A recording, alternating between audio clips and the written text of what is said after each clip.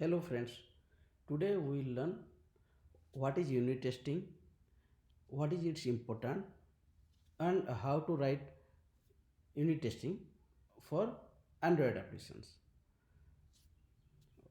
So before go or write the unit testing, let's understand what is unit testing. Generally our application contains hu- huge lots of or huge code base, and it has already integration of lots of code. Unit testing focuses on verification of individual or piece of code which later on combines together to form the whole application or the entire application. So unit testing is not meant for integration or testing of integration of the whole application, but it focuses more on testing the smaller piece of code. And here is the sample application that I have built. When you create any sample application in Android, go to your build Gradle. One thing you will see that test implementation. It has JUnit version, then 4. Series, that 4.13.2, and also if you scroll up in default config, you will find test instrumentation runner, that is Android JUnit runner. Now, or to test or write any unit test, you need some functions like assertions against which you can verify the result. To achieve that, we use this library, that JUnit library. And what does this Android JUnit runner does?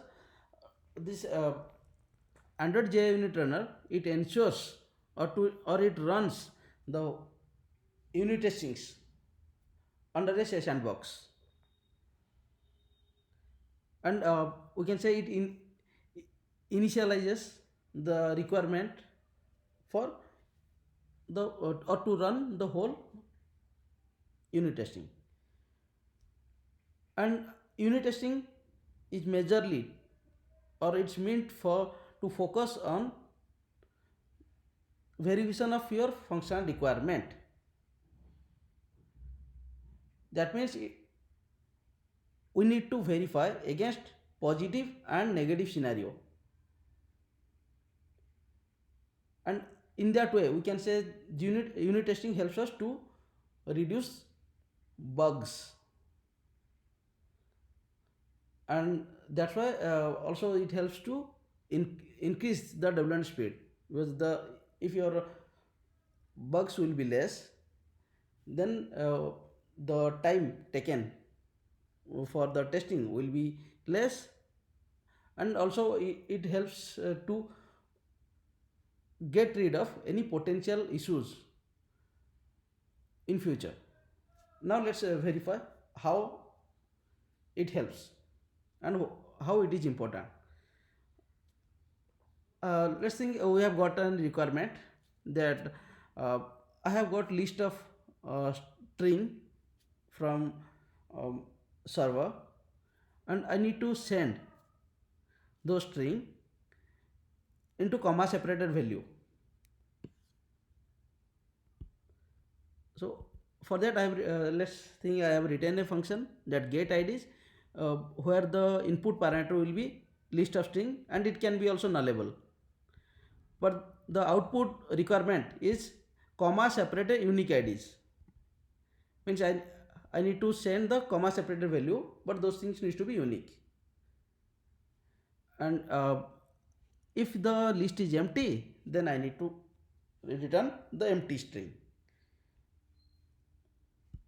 To achieve that, let's think I have used list, or just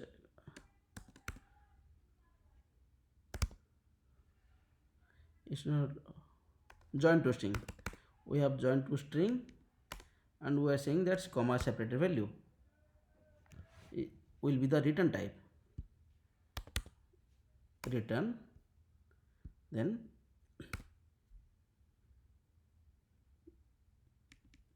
or empty. This is my function, and my requirement says that I need to return comma separate unique IDs. Okay. Now I need to verify this. To verify, here just say we have two things. This is my main application, and in Android we have another section, that is Android test, and third is test. So unit testing falls under test, not under Android test. So write another class, because this is my utils class and I don't have any unit testing for that. So I'm writing that. Okay, right. Unit test, sorry, that is utils test. Class name is utils, so I have written utils test is my test class, and the function for which I need to write the unit test is my get IDs. But in unit test we need to write the annotation test, so that this method can be tested. Now get, let's, I have written another function here, test get IDs. Okay, and this is not object class, this is normal class, so we can say. Now in unit testing function, to test there are three steps. One is, first is assertion, not assertion, sorry, first is initialization, then calling method, means we need to call the method, and third is verification. Okay, so my method is get IDs, class is utils. Let's write utils dot get IDs. If I pass null, the output should be empty. So to verify that, I will write assert. You can say assert equals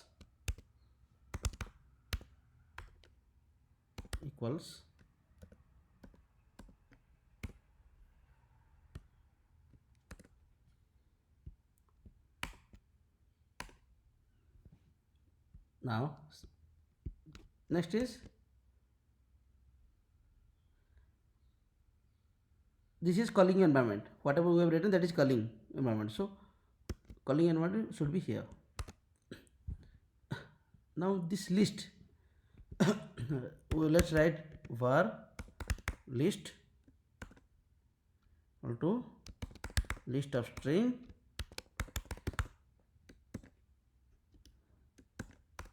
null, and this list we have passed here, and calling environment is this one, so we'll simplify with var result. Now we have captured the result here.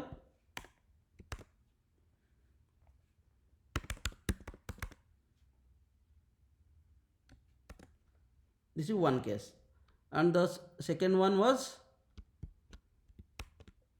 for first case we verified with the list value as a null. Now let's write the second one. List we had already written, so we can write here to list of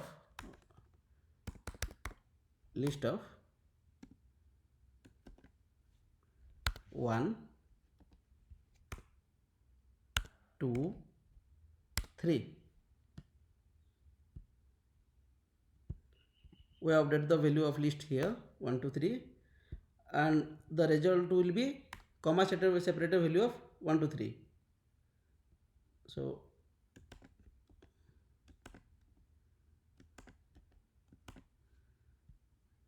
write it 1 comma 2 comma 3. Now how can we test it? Just right click,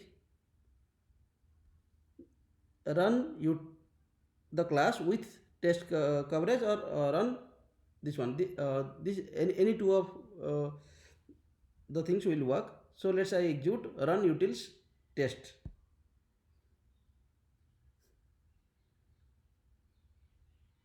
It's initializing, and if you find the result is success, or result matches, then you will get the success thing, otherwise you will get the failure. Okay, let's wait until that executes. Just say,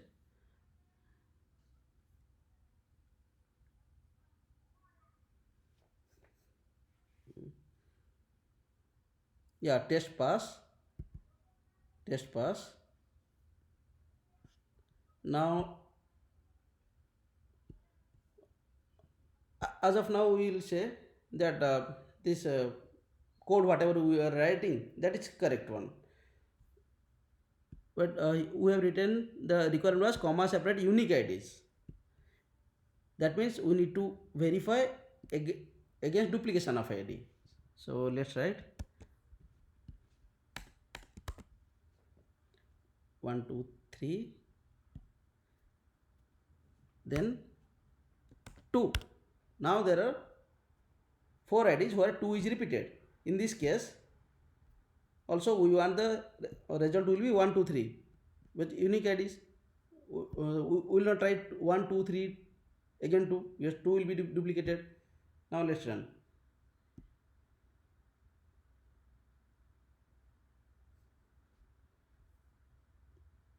It's failure. And here if you check, click, see the difference. Actual value is 1 2 3 2, but we are expecting 1 2 3. Does that mean that here I will write 1 2 3 2? No, because I want this result only, the left side result. That means there is problem in my logic. So let's visit here. Oh, we have written list, then join to string.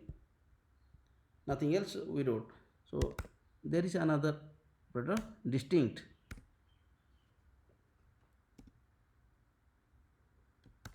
Okay. Now let's verify.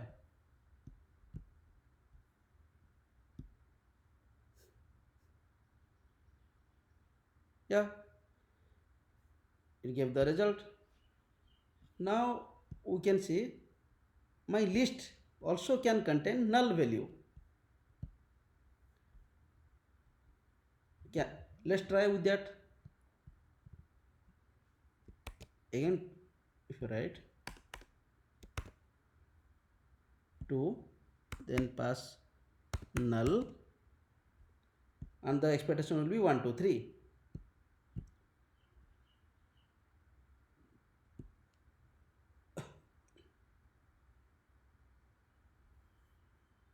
Does it work? No. The actual result became 1 2 3, then null as a string, but the expectation is 1 2 3. That means there is problem in my logic. So we can write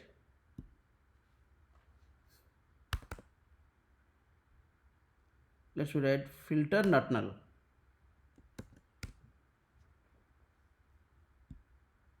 Sorry, this is first. Instead of that we will write filter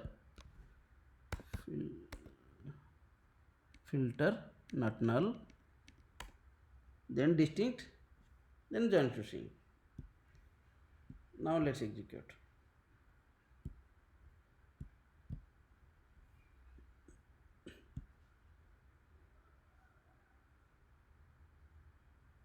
Yes, everything sounds good. And if you run with coverage, you'll see the green mark here. That means this code block have got executed successfully. In this way, we can verify against the defect or bug that can potentially or that can cause because of our uh, code development problem, and also that can impact the deliverable, and we can get rid of those problems. That's why we can say that unit testing is not only to verify only the positive scenario. Unit testing is to verify everything, means positive and negative. So we need to focus more on negative scenarios so that we can verify whether there is any bug that can raise as part of our code element or not. And how I can execute this in command line, also where does this code belong?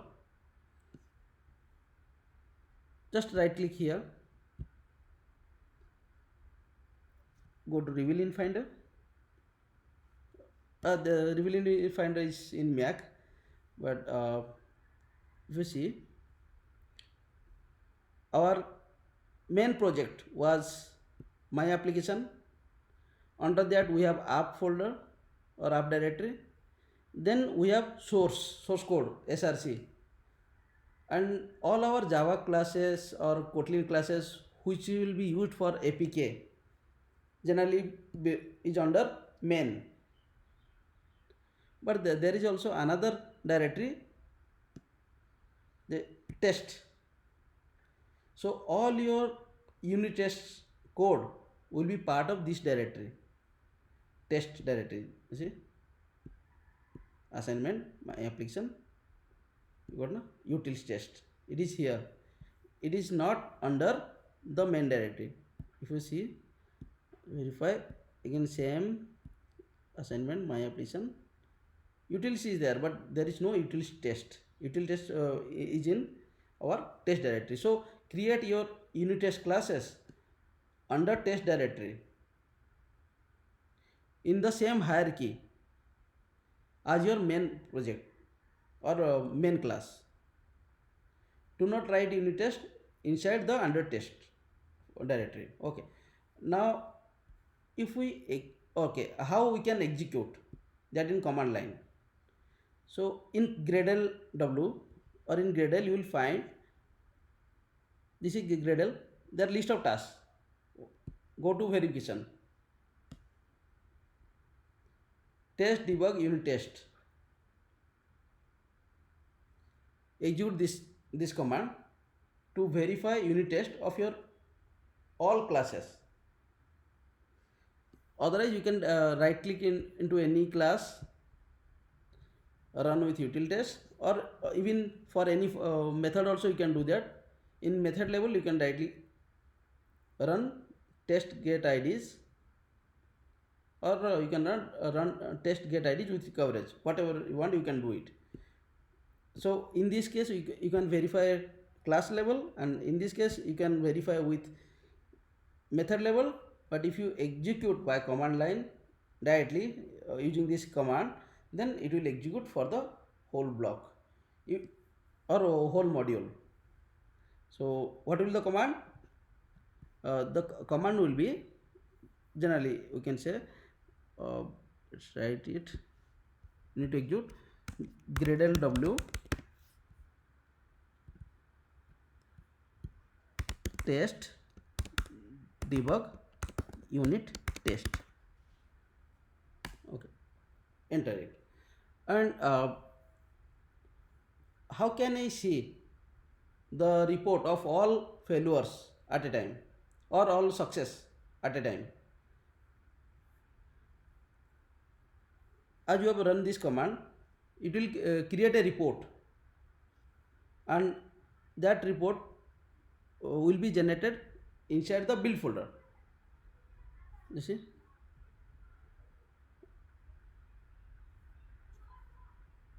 Mhm. Mm, build successful. Okay, now let's go here. The path will be, we have told, inside build folder, build, then reports. Inside outputs you will get APK, but inside reports you will get the test result. Inside reports you will have test directory, then test debug unit test, and then index.html. Open this index.html. You will get all the details, success, uh, success, failures, and the time taken, everything you can get here. So this is inside build directory. You will have reports, then tests, then test debug unit test.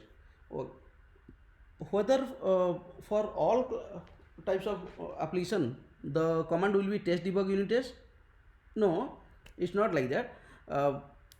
If you have any we can say product flavors in your build type or build type, then it may differ. Like it can be test dev debug unit test if your dev is the build types.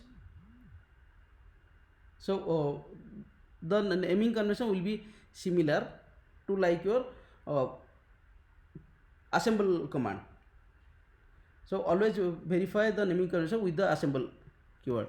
So to verify that, you can say go to there will be compile or build. Yeah,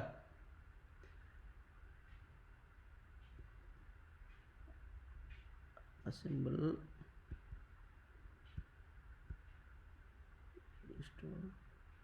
See install. Uh, it will be some assemble dev release, like this, or even lint. You are seeing lint debug. Similarly, for assembly it's assemble debug, but for unit test it's test debug unit test. And if your assemble command is uh, assemble dev debug, then your unit test will be test dev debug unit test. Suffix is unit test and prefix is test.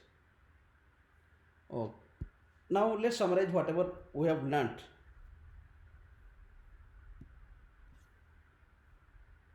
We can say first, unit testing. What is unit testing? It's a method to verify small portion of your application independently from other parts. Like we can say here we have verified only this method, nothing else. So focus is to verify only this part. And how we can, or what are the phrases of unit testing? Step 1 is initialization, where we are saying that we have initialized the list, then we are calling the actual method, then verifying the result. Initialization, calling the actual method which is known as apply stimulation. Third is observing the resulting behavior, which is for which we have used the assertion command. What is the benefits of unit testing? Just now we found that we can find the defects upfront. That means it will increase the development cycle, and we can say debugging is easy. Also, it increases the code reusability. Those things we will learn later in later classes.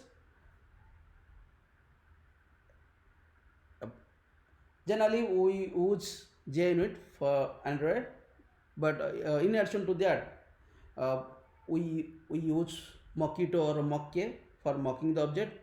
Those things we'll learn in our next class. And Jacoco library is used to for getting the code coverage report of your unit testing. And fourth one is static analyzer tool SonarQube, but obviously you can say ideally this is not part of our unit testing.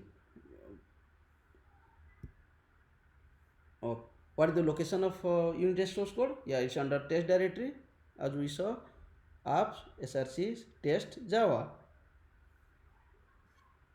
Now command, yes, the command to execute is test debug unit test, and this is the path where it gets generated: builds, reports, test, then the name of the command followed by index.html. Thank you.